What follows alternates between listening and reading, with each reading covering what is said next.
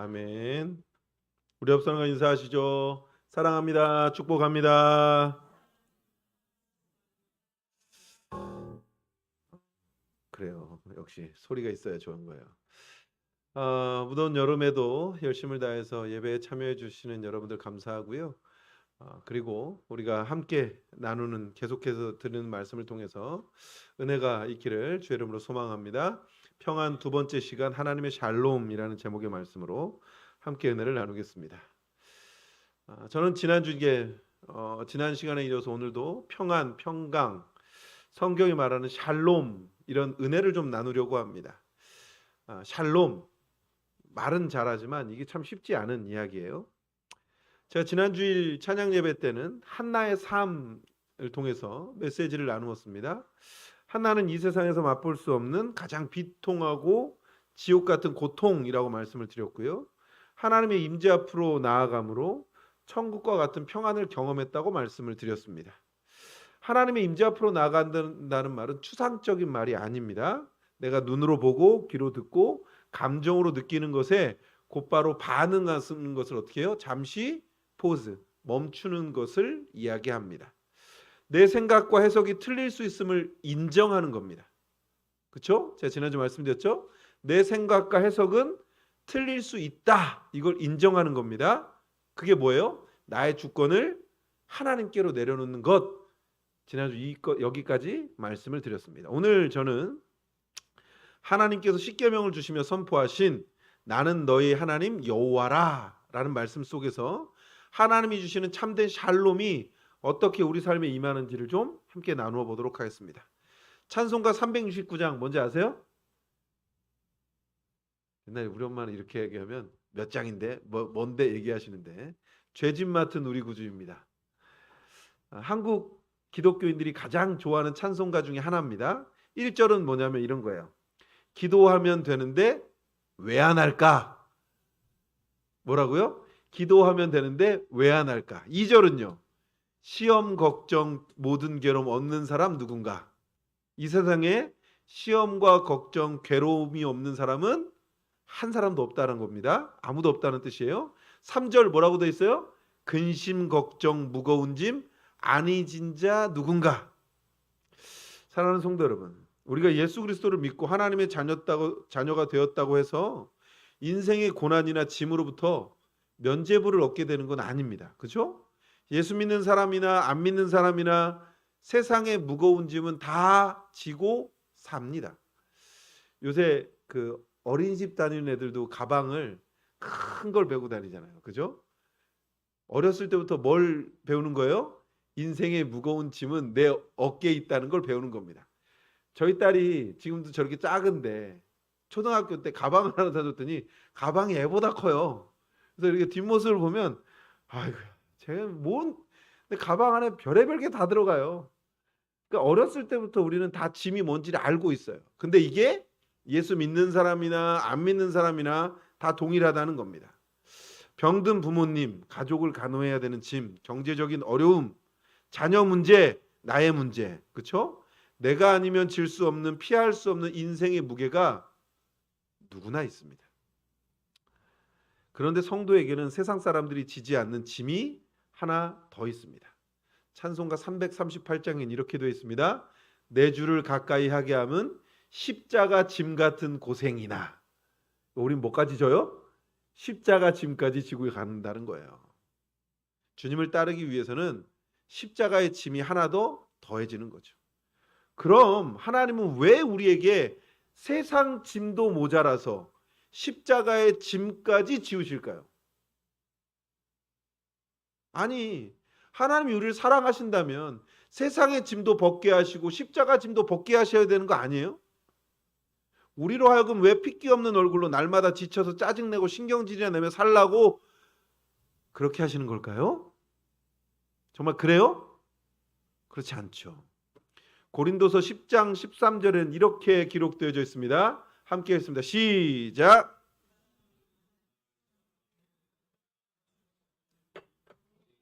미쁘사 너희가 감당하지 못함 시험을 허락하지 아니하시고 시험 당할 즈음에 또한 피할 길을 내사 너희로 능히 감당하게 하시느니라. 아멘.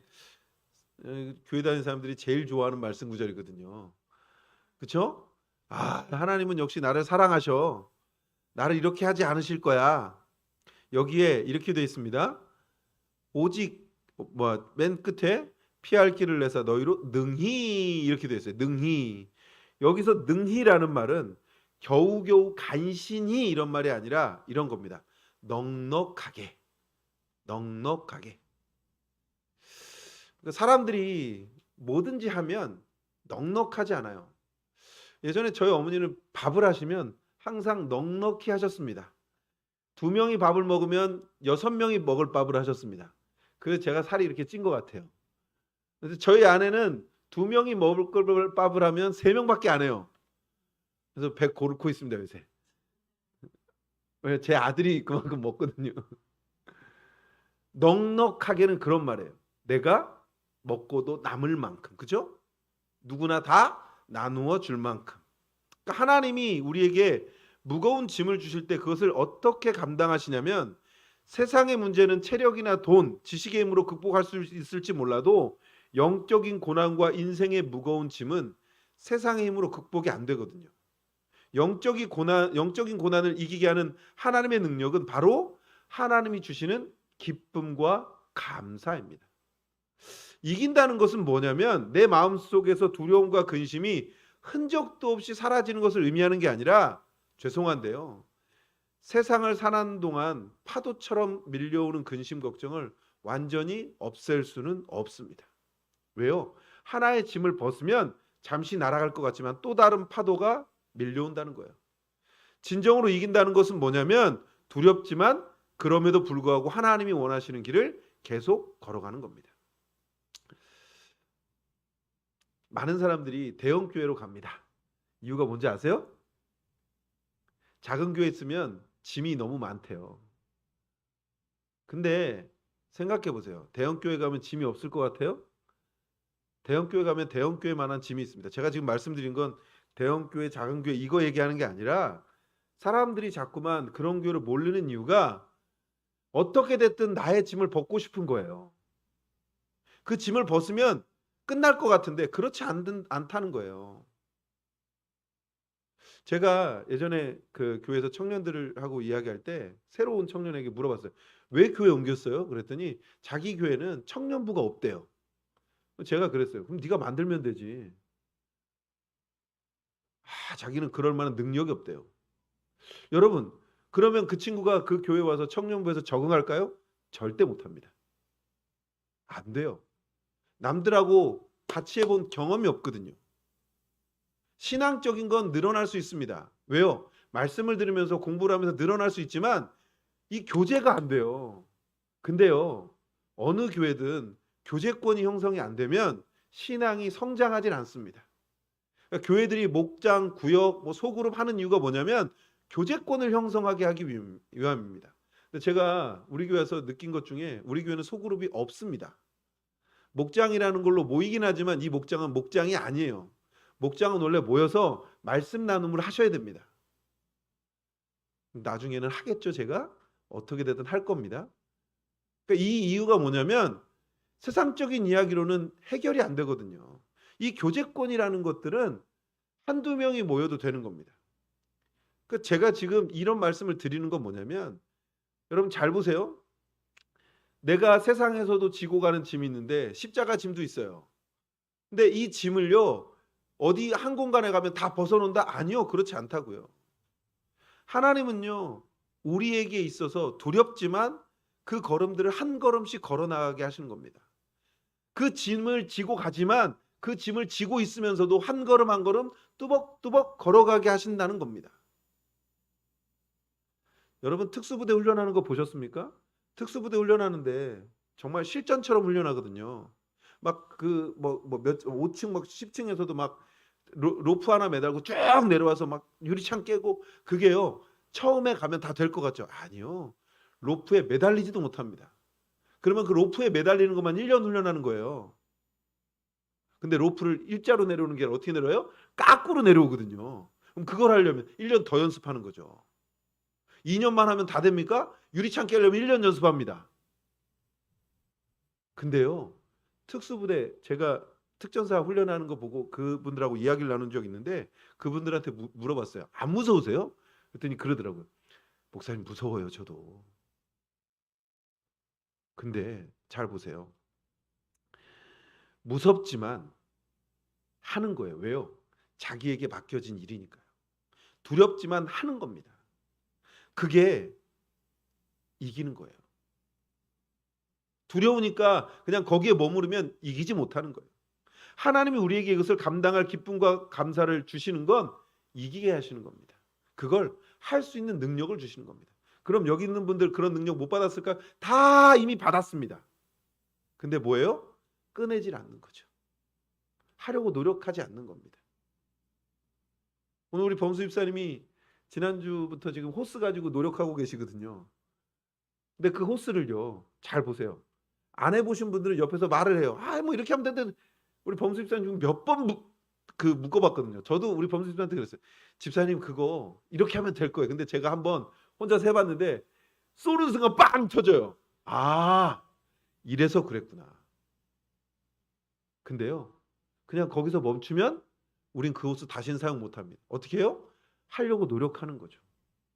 그러니까 하나님 앞에서 우리는요, 노력이라는 걸 해야 돼요. 내가 살아가면서 하나님이 나에게 주신 은혜는 있지만 그 은혜를 가지고 난 어떻게 살아가야 될까? 그게 기쁨과 감사를 넉넉하게 하는 겁니다. 제가 말 잘하고 있나요? 잘하고 있습니까? 다들 표정 재신영 씨 알겠죠? 내가 왜 그러는지?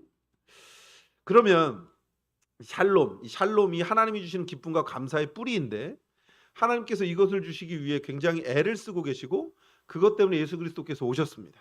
그리고 그것 때문에 계속해서 우리에게 메시지를 주고 계시는 거예요. 예수님께서 요한복음 20장에서 부활하시고 나셔서 제자들에게 오셔서 이렇게 말씀하십니다. 예수께서 오사 가운데 서서 이르시되 너희에게 평강이 있을지어다 이렇게 말씀하세요.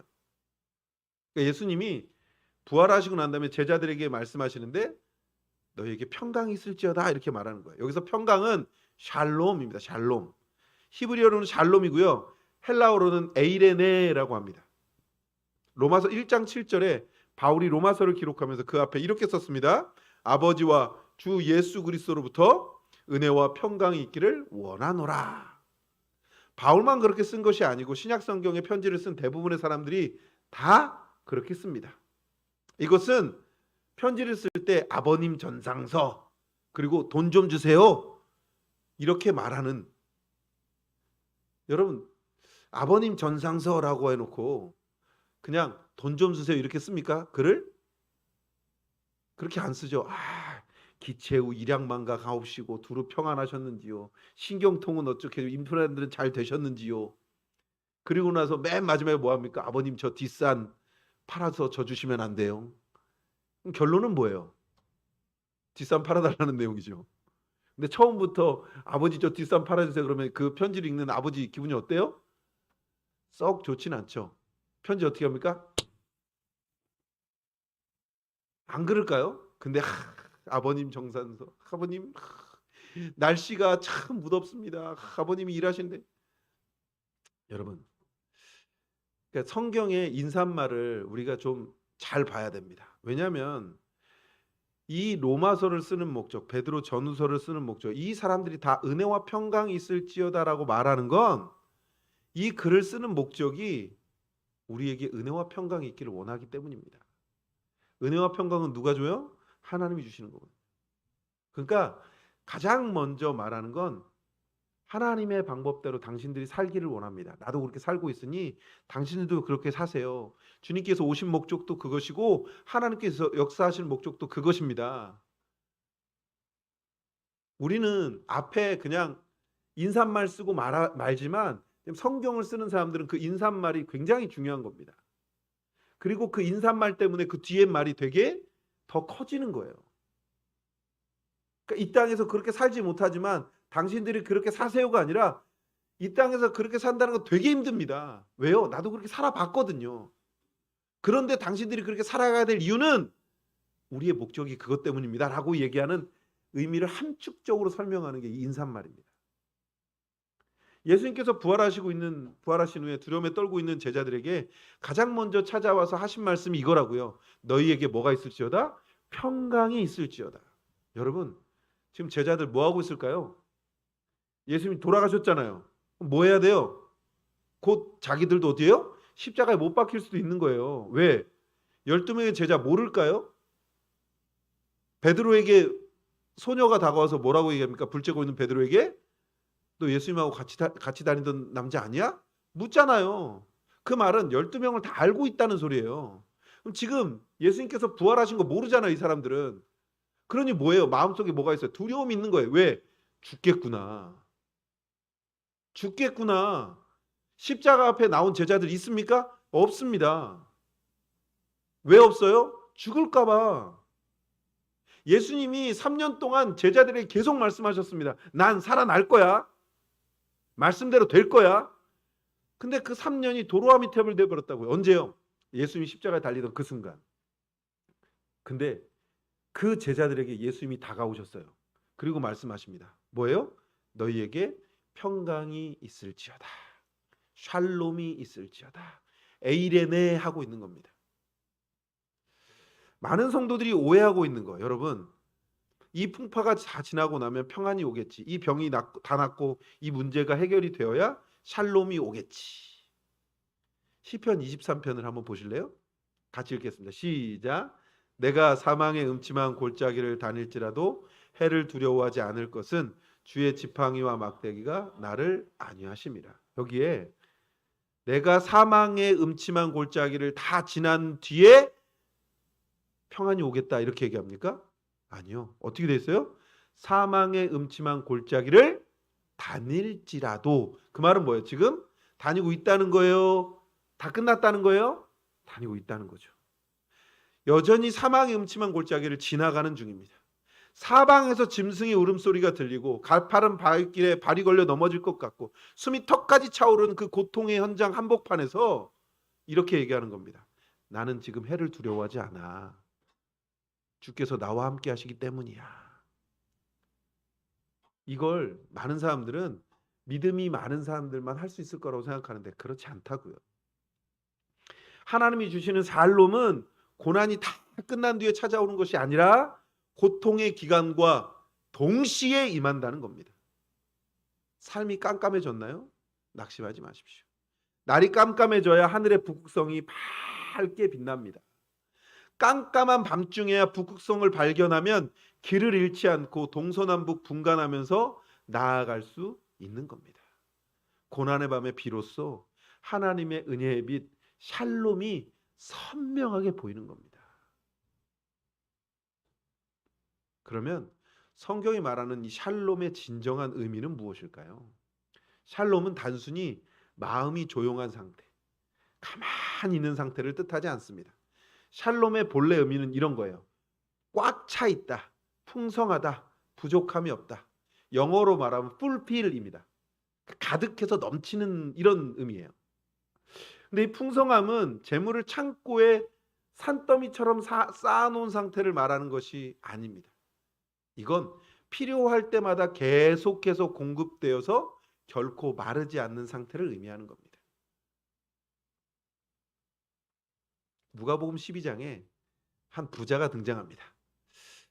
창고를 크게 짓고 곡식을 꽉 채워 놓아야만 안심하던 사람인데 근데 그건 참된 샬롬은 아니라고 얘기합니다. 하나님이 주시는 샬롬은요. 엘리야 시절에 사르밧 과부의 기름병과 가루통입니다. 사르밧 과부의 집에는 기름 수십 통이 쟁여져 있지 않았습니다. 낡은 병 하나, 작은 가루통 하나뿐이었습니다. 그런데 엘리야가 다녀가고 난 뒤에는 어떻게 해야 됩니까? 음식을 만들 때마다 기름이 마르지 않고 가루가 떨어지지 않습니다. 황금알을 낳는 거위 아시죠? 황금알을 낳는 거위 하루에 몇 개 나요? 한 개. 하루에 한 개 꼭 나요, 못 나요? 나요.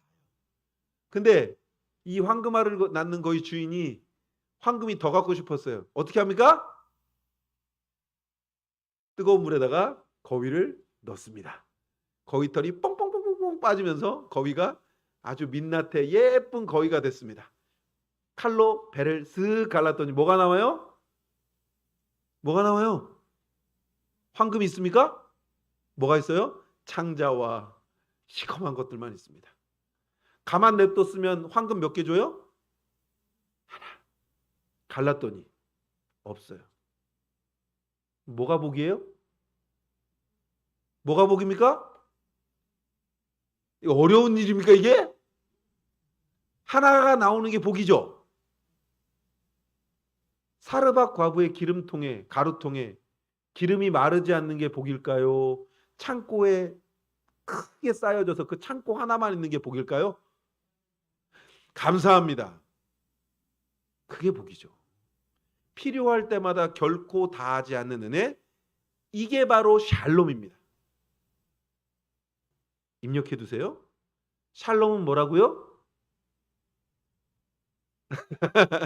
필요할 때마다 넘치는 은혜. 이게 샬롬이라는 겁니다. 우리는 얼마나 은혜를 잘 쏟아버립니까?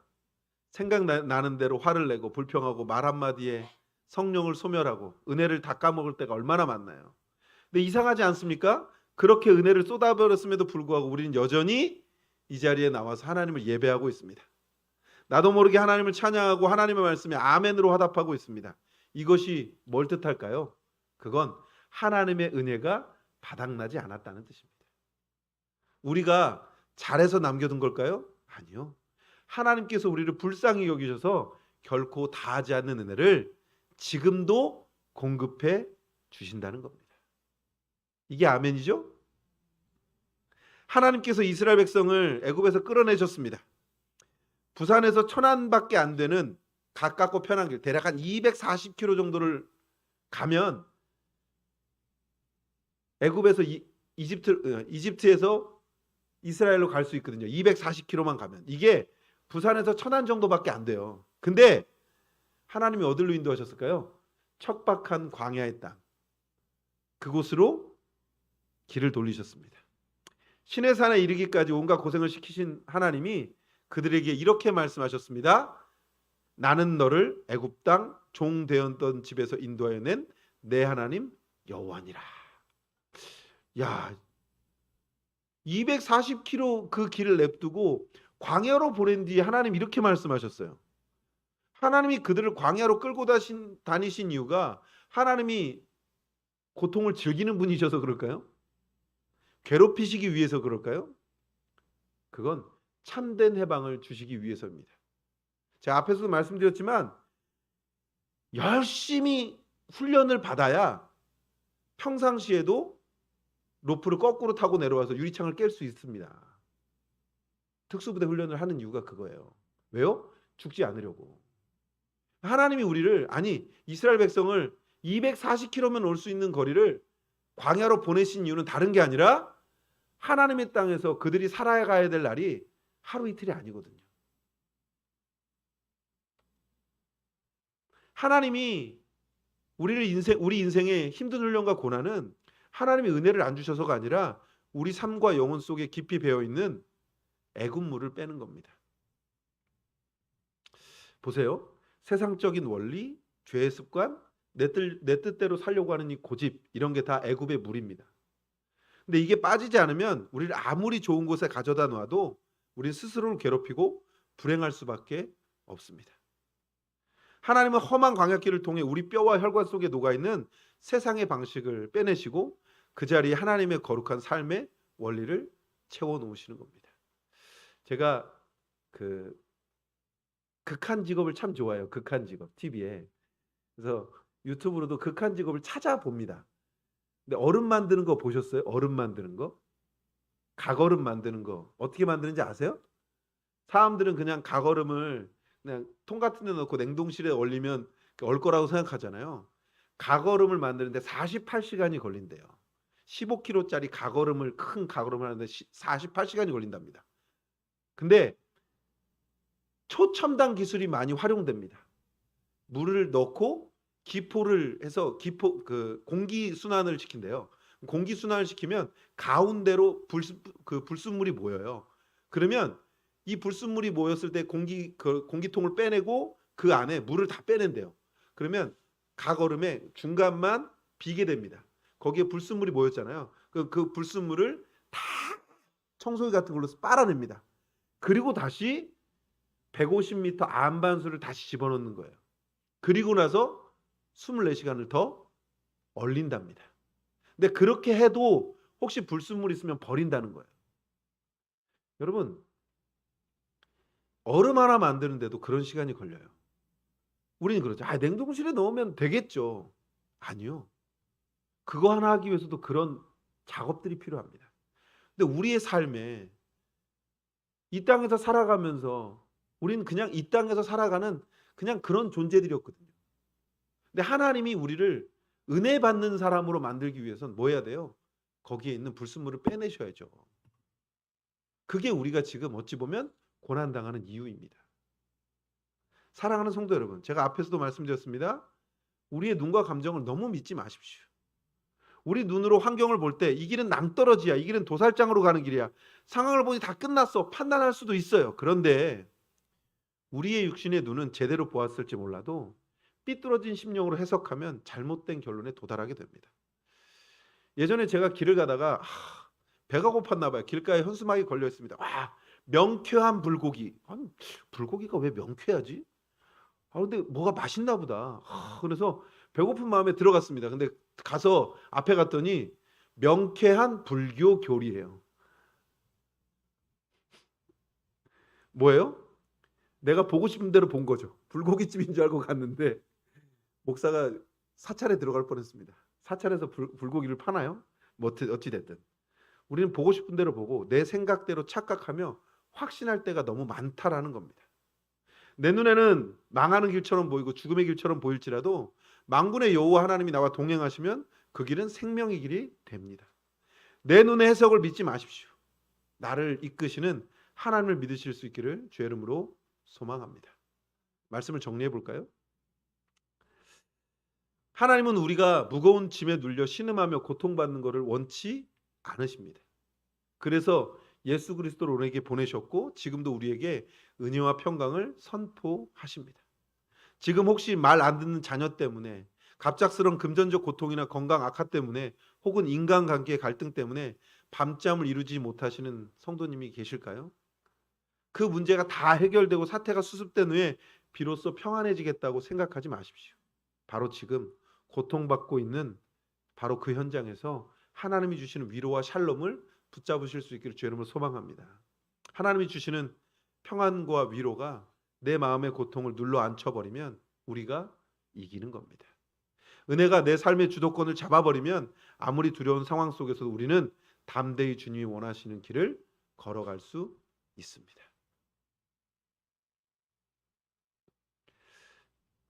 제가 그저께 아침에 출근이라고 하면 웃긴가요? 저는 저기서 내려오는 게 출근이거든요. 아침에 그 새벽 예배 끝나고 올라가서 씻고 밥 먹고 내려와요. 내려오는데 정말 문을 딱 여는 순간 다시 문을 닫았어요. 너무 더운 거예요. 아침 8시에 이게 정말 실화야? 라고 할 때는 문을 딱 여는데 문을 딱 닫았어요. 근데 문 닫고 딱 있으니까 거기가 더 더워요. 아시죠? 저희 그 사택당 나오면 그 위에 그 지붕이 그냥 저기 판넬 지붕이어서 거기가 더 뜨겁거든요. 그래서 뜨거워 다시 문을 열고 나갔어요. 뜨거워 그러면서 일단 본당으로 내려왔죠. 근데 본당에 딱 들어오는데 저 문을 열었을 땐 더운데 요 문을 딱 여니까 시원한 거야. 사람 얼마나 간사해요. 저 위에서 뜨거 하다가 시원함이 딱 들어오는 순간 행복한 거예요. 근데 잘 보세요. 제가 저 문을 열면 다시 어떻게 돼요? 더워요. 우린 잘 알고 있어요. 근데 하나님은 우리에게 피할 길을 주시는 거예요. 하나님은 우리에게 이런 공간을 허락하시는 거예요. 그러면 나는 저 문을 열면 다시 어떻게 돼요? 뜨거워져요. 알고 있어요.